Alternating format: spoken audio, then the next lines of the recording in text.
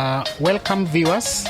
I want to speak to farmers about a common challenge that many farmers experience, and that is being able to balance between high milk volume and milk butterfat content.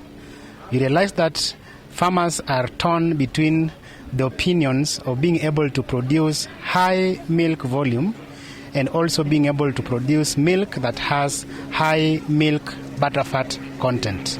So in this episode, we want to see some of the factors that contribute to milk volume and also the factors that can contribute to milk butterfat content. For example, if you are to breed your cows for milk volume, then the best bet is to breed Frisian cows, which genetically have the ability to give you high milk volume. But if you are to balance between milk volume and milk butterfat content, then the challenge becomes, because you realize that the genetic correlation between milk volume and milk butterfat content is negatively correlated. That means that if you breed your cows for high milk production, you end up having milk that is low in butterfat content. Similarly, as you breed your cows for high milk butterfat content, you realize that the cows eventually will be having low milk volume. Now, we want to see how to be able to manage this condition and be able to come up with a balance, or to be able to strike a balance on how you are able to ensure that your cows gives you high milk volume and at the same time you're able to achieve high milk butterfat content. Now, one of the very important factors to consider is management. You realize that as the cows, when they give birth, there's high milk butterfat content in the colostrum, but in the next 2 months or so, you realize that subsequently the milk butterfat content will be lower.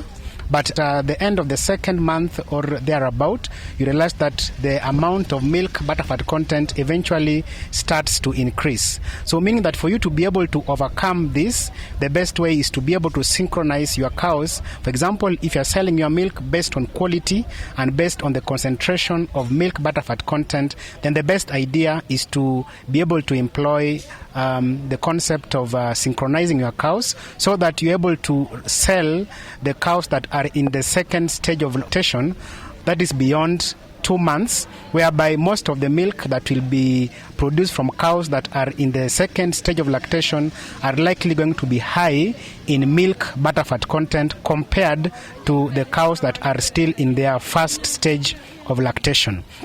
Similarly, there are other conditions that are very, very important to consider if at all you are to achieve high milk volume and also be able to achieve milk that is high in milk butterfat content.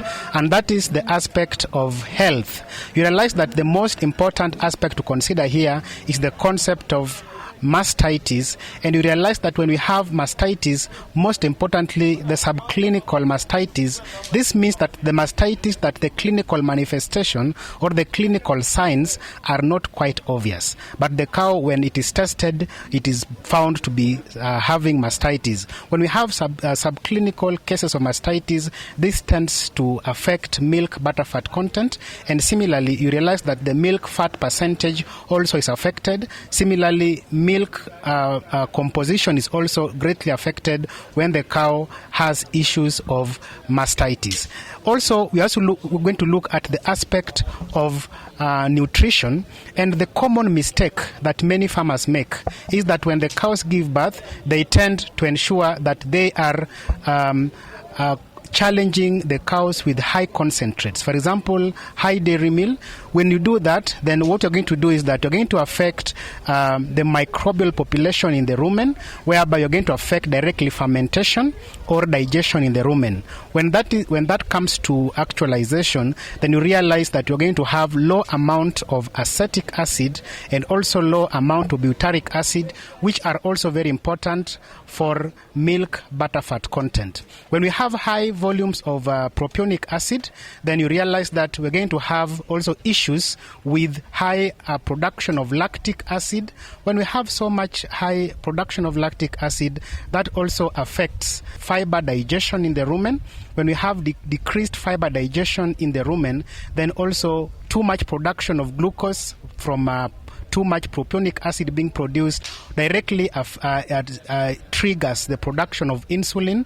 When we have high production of insulin, then you realize that it will affect the sequestration of free fatty acids from the adipose tissue, and therefore the animal eventually will produce milk that has low milk butterfat composition. Similarly, there is also a very important aspect of management, and that is the management during the milking process.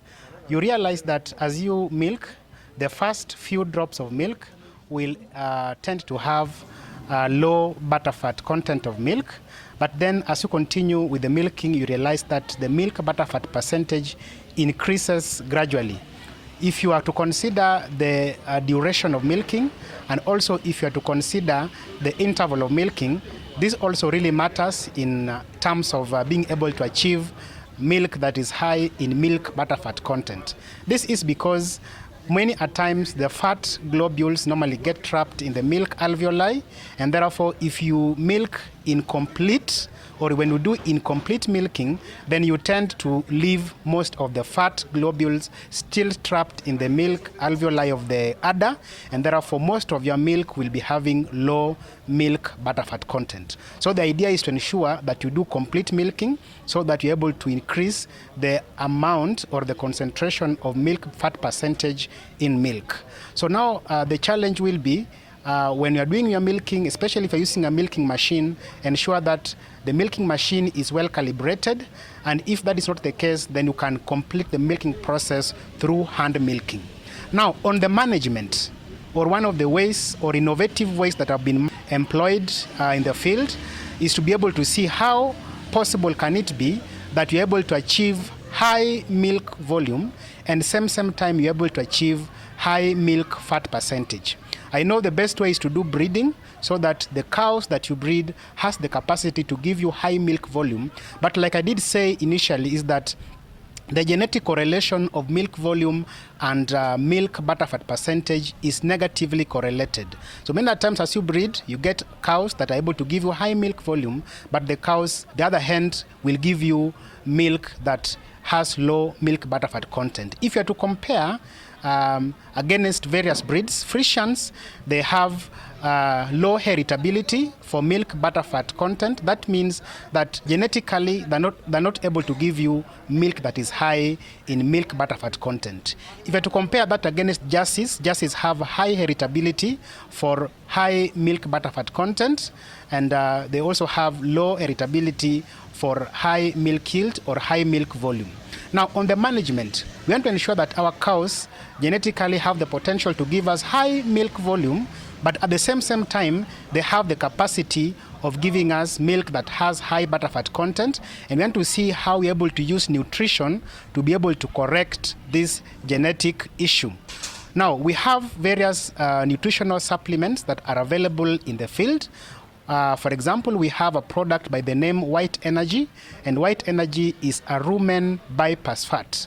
So White Energy is given to cows immediately they give birth, and because it's a rumen bypass fat, whenever it is broken down, it gives you high milk, it gives you high energy value, which is very important in the process of milk synthesis. Same time, White Energy has fat content of about 85%, so it increases the amount of fatty acids that is under production in the mammary gland, and therefore by default you ensure that cows, apart from being able to increase milk volume because of the high energy that is available in White Energy, the presence of the fatty acids up to about 85% in White Energy ensures that the milk will be produced, the milk that has high milk fat percentage. So White Energy is given at a dosage of 100 to 150 grams on a daily basis from the onset of calving throughout the first gestation, the first lactation period. That is the first 4 to 5 months when the cow just gives birth, so that now you're able to achieve the peak milk production and also the milk production potential of that particular cow. So this way we're able to achieve high milk volume, and also at the same time we're able to achieve high milk butterfat percentage through the use of nutrition when we use white energy, which is a very important supplement that is used from day one when the cows just calf down. Thank you for watching this episode. Until next time, thank you very much. This is Dr. Nicky Omolo. Asanteni.